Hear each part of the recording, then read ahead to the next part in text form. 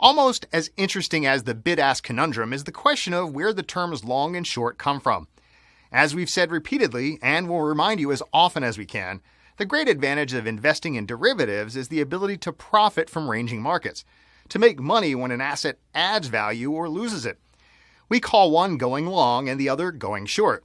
Now, the term shorting possibly begins in 14th century English, where the term to tell short of someone is to hold him or her in low esteem. A better explanation, though, comes from an 1872 book on business arithmetic, where shorting is selling something before you buy it. When time comes to deliver what you've already been paid for, you're short on its supply.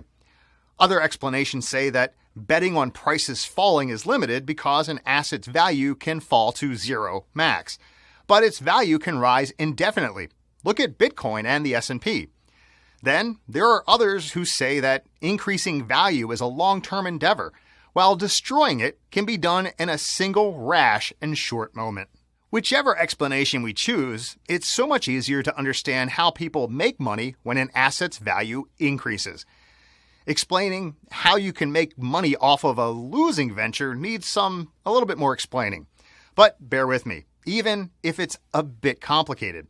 After all, the best-known trades ever have always been the shorts.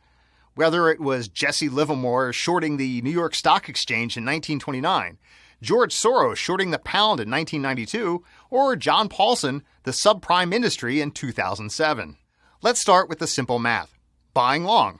It's easy to understand that if I invest in Apple at $170 a share and it goes up to $180, I've made $10. If I buy those shares and Apple's iPhone X is a disaster, I'll lose. Okay, now let's say I'm sick of Apple and I want the iPhone X to fail. I've convinced myself that it's a hyped up Samsung and I want to make money off of Apple's woes. Instead of buying the share, I'll go to a friend who already has Apple shares. He's a real believer and wouldn't sell his shares no matter what. I loan his share from him. Remember, it's worth $170 before the iPhone X release. Although the share's not really mine, I immediately sell it. The X comes out, it fails, and shares begin to plummet. I buy a new share at the new price of $120 and return it to my friend who believes that Apple just can't go wrong for long. I've just made $50, of which I give my friend half. He's still got his share plus the price of a free lunch. The idea in Forex is nearly the same. I'm deep into the Euro-USD pair, and I believe that the U.S. economy is about to fail. Remember, the USD is the counter currency, so if it gets weaker, the pair's value will rise. More dollars to the euro. I invest in a long position. That's like selling dollars and buying euros. Disaster strikes. The dollar crashes, and euros are suddenly worth comparatively more dollars. That's good for me.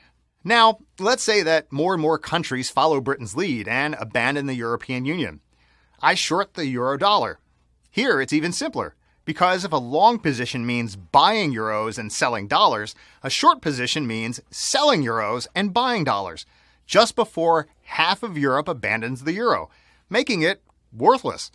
Now I have dollars in hand, which are suddenly worth a lot more than the euro. And since the other half of Europe are still being paid in that currency, my brand new Mercedes-Benz suddenly costs much less. To make a long story short, so as long as I don't actually own the asset itself, I can't be hurt by its misfortunes. I can, however, bet against it.